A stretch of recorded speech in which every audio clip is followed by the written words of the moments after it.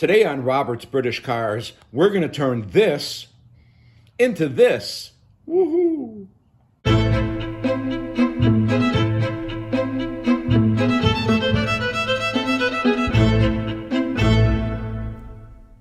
Welcome to Robert's British Cars. This is part 6 of the restoration of our 64 MGB.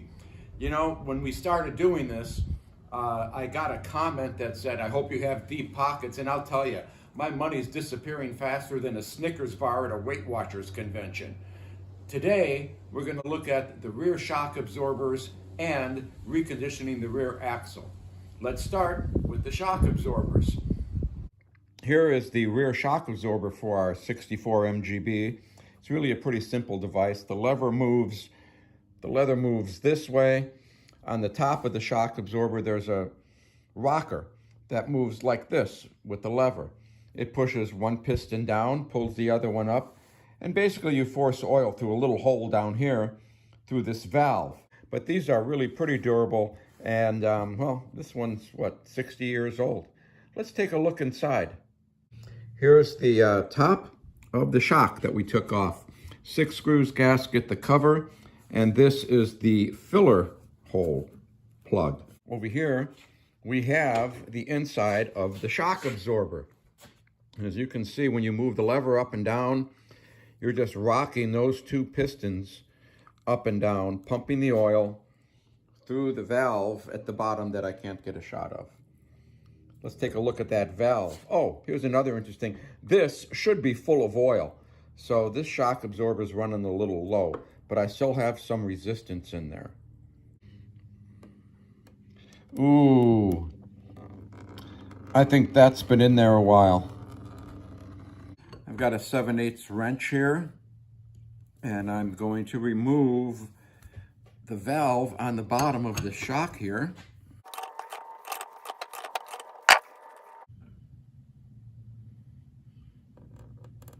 And there you have it. Now, this is going to be cool. The valve is out. Watch what happens when I move the lever. That's how, there's... Okay, I'm done having fun. This is the valve. There's a spring on it. Okay, and there's an O-ring right here. Now that we have everything cleaned out, you're probably wondering, what kind of fluid do we put in the shock absorber? Just look at all the oils we have to pick from. We could use power steering fluid, 2-cycle engine oil. That's not a bad choice. I've got 5W30 Mobile 1, brake fluid, Marvel Mystery Oil. I'm not too sure about Marvel Mystery Oil. I don't know what's in it because it's a mystery. I've got regular 5W30, and of course, there's Type F transmission fluid. Considering that whichever one I choose, it's going to be in that shock absorber for the next 60 years, I'm going to go with synthetic 5W30. General consensus is a 20-weight motor oil. But since I don't have a 20-weight motor oil, and I don't live in a particularly cold climate, I'm going to go with the 5W30. So let's pour in some 5W30. And what we're going to do is we're going to fill that up to about there. Now I'm going to move the lever, and we'll see if bubbles come out. There's some bubbles.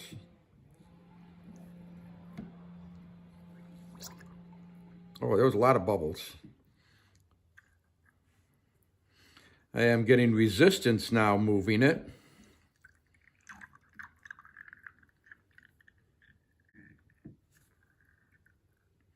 Now we'll put a little more oil in.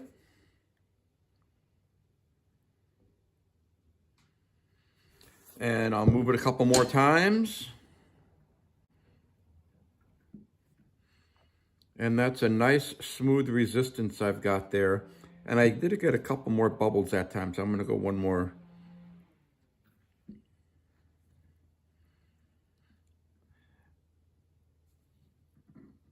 There we go, no bubbles. Okay, let's put the cover back on.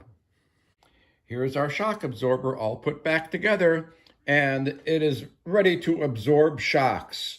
All cleaned up and ready to go back on the car. This is the other shock absorber, equally cleaned up and ready to go back on the car. And these are the nuts and bolts that hold everything together. All of this is ready to get wrapped up, packed away, and put into storage, and someday we'll put them back on the car. In the meantime, we're going to take a look at our rear axle.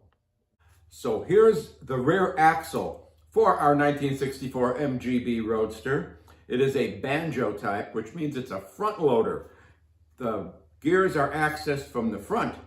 On the tube type, there's a cover on the back, and you access the differential gears from the back. On this banjo, well, what are we going to do with this? Let's take a closer look.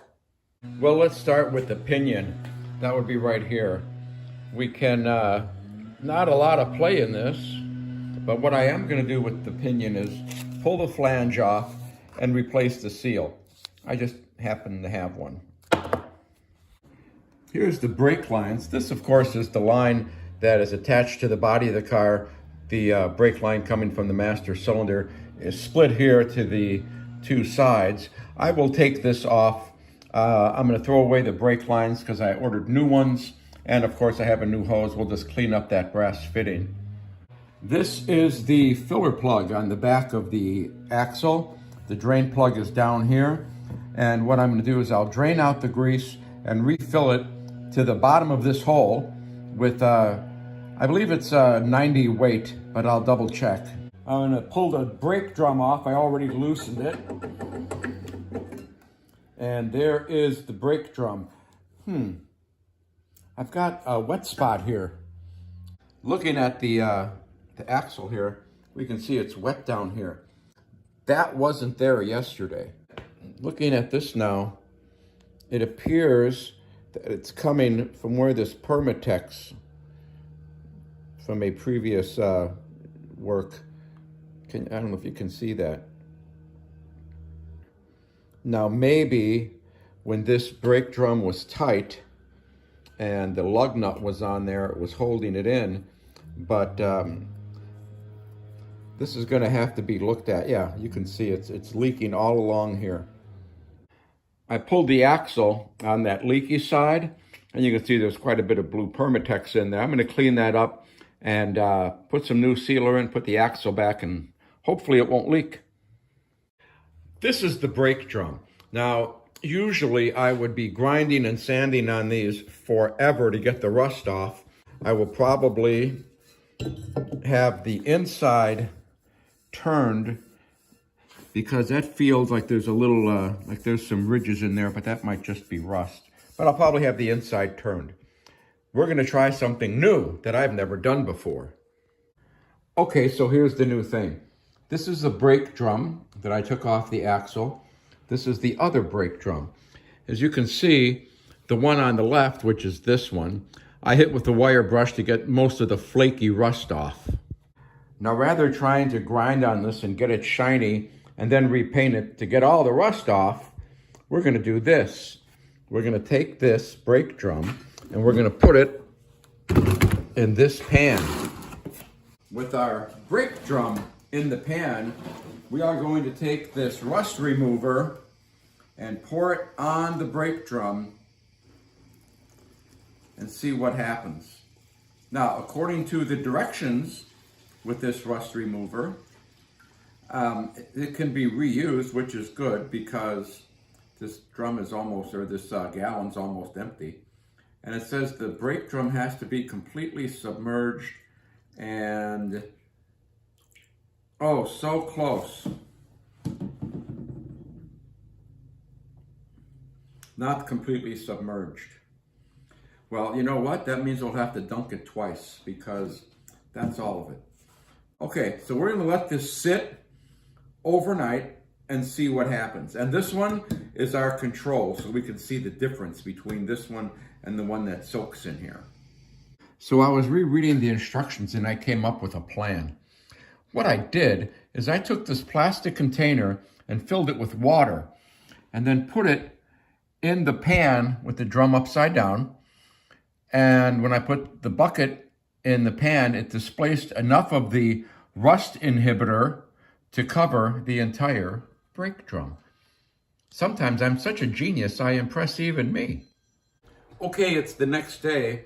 Let's get this brake drum out of our solution and see what it looks like. It looks black.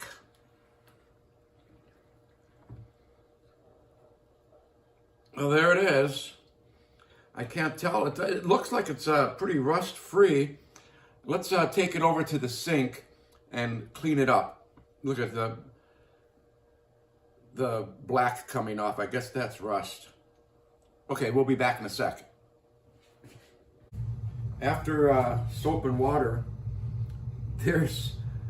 well, to be honest with you, I am amazed. This is the before and after. Well, this is the drum we did not treat, and this is the drum that was treated.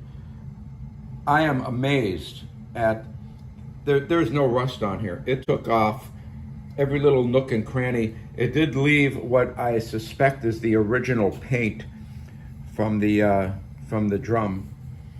But look at that. So I'll be using this a lot when it comes to cleaning up parts. This is the best working rust solvent that I've ever tried. Just thought you might want to see what the inside looked like. You recall this was real pitted. That's very smooth now. I mean, very smooth. I'm very impressed. Now, let's remove the brakes. Let's start taking these brake shoes off. Start with the pin. There's our pin. There's our part on the floor. And here's how I dismantle brakes. Instead of fighting with the springs, I'm just going to move one shoe off, the other shoe off, one shoe off the bottom, the other shoe off the bottom. Brakes are off.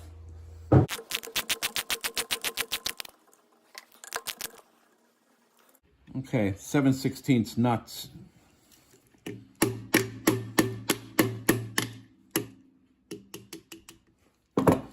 With washers. And there's our adjuster, waiting to get polished up. Do the master cylinder, or I'm sorry, the wheel cylinder. And we're gonna get a little fluid out of here, which is good because that means that the brake fluid didn't crystallize, which I find happening a lot in these old cars. Let's get that little clip off. And with the clip off, we get the wheel cylinder. And look, this looks like a new wheel cylinder. Somebody's been in here in less than 20 years, I don't know. You want to take the brake union off. And of course we'll replace this hose with a new one.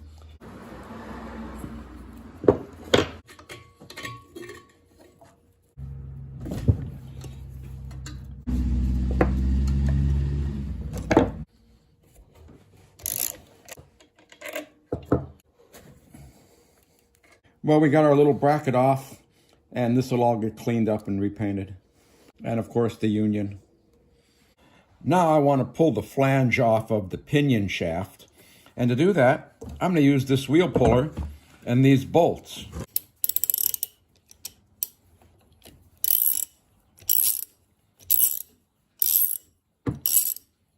And as you can see, that flange is coming right off. Matter of fact, I think it's off.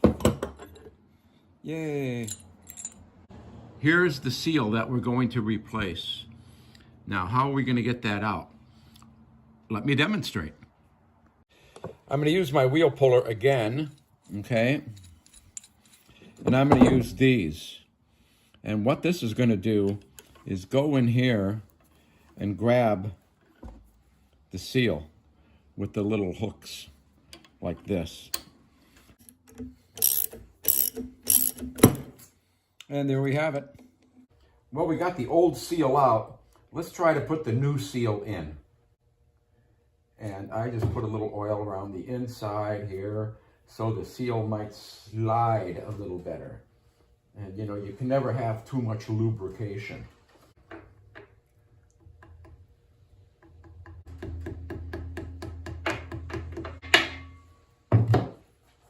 There we go. The new seal is in place. Here is the flange after I dunked it in my rust inhibitor, my rust remover. It's amazing how nice this came out. This, of course, goes into here. And before we can put that in there, I need to paint this. The capacity of the differential is 2.75 US pints, and it is filled with 90 weight gear lube. As you can see, our rear axle has finally been sanded down and painted. We have a new seal in the pinion, and we're ready to put the brakes on. Just so you know, I didn't forget about the leak here. I have a new gasket ordered. It'll be here tomorrow, and I'll put those gaskets on both sides after I get the brakes on. The brake drums came out nice, and this is just an idea of all the little components that go in to finishing this job. And I like to think about all these little teeny tiny nuts and bolts and screws and springs and everything doing their job so you can drive down a nice shady country road. Let's start with these. This is the emergency brake pivot bolt. It screws in here. I'll snug it up and then put the lock nut back here. And this is the nut that holds on the emergency brake pivot. These are the washers and nut that hold on the straps that the differential hangs from. And the washers and the nut go right here. Okay, now I'll put on the brake thing. So I attach the bracket. The little brass fitting goes on the bolt.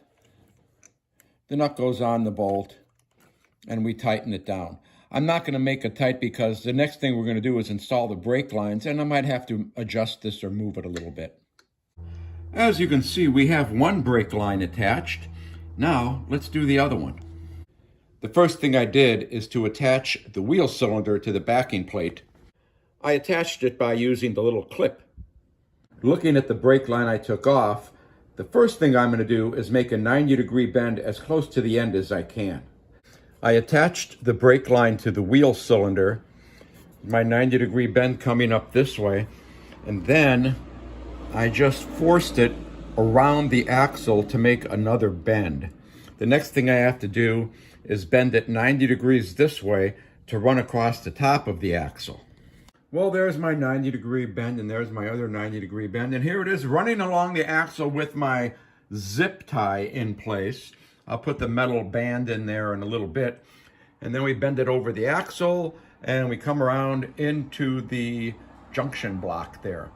I'm sorry I couldn't videotape more of this, but it's hard to bend this and then do the video as well. The brake lines are done. I have the clamp there, and I put the real clamp there. Interesting note about this strap on how to get it tight, how to make it tight on here. Well, I pre-bent it around the brake line, and then I got it as tight as I could, and then I tapped it up this way on the rear axle, because as you can see, the rear axle is tapered. The farther this way you go, the bigger it gets. So I made it tight here, and then I tapped it up the axle until it got real tight, and that is real tight. Now we're going to put the brake shoes on. Just in case you're interested in watching me fumble through this, I have the retainers locked in my little teeny tiny vice grips here, and holding the pin with my thumb. There you go. That's how you put those, that's how I put those on. Well, we finally have our rear axle and our shock absorbers reconditioned and ready to get packed away right next to those springs that we haven't really found a home for yet. So you're probably wondering, how much did this cost us? What's our running total? I just happen to have the figures in front of me. On this project, I purchased the gaskets that were on the ends of the axles, the adjuster right there. I purchased this brake hose. I purchased these brake lines, along with new wheel cylinders on each side, and of course the seal in the pinion. Those parts totaled $106.15. So, previously, previously our running total was $2,696.38. We add on the parts for this project at $106.15, and that brings us to a total so far of $2,802.53. And if you're enjoying the restoration of this 1964 MGB, please subscribe to my channel. You can follow along as we go. I'm not sure exactly what I'm going to do next, if it's going to be the dashboard or the front suspension, but whatever it is, it'll be coming soon on Robert's British Cars. See you next lap.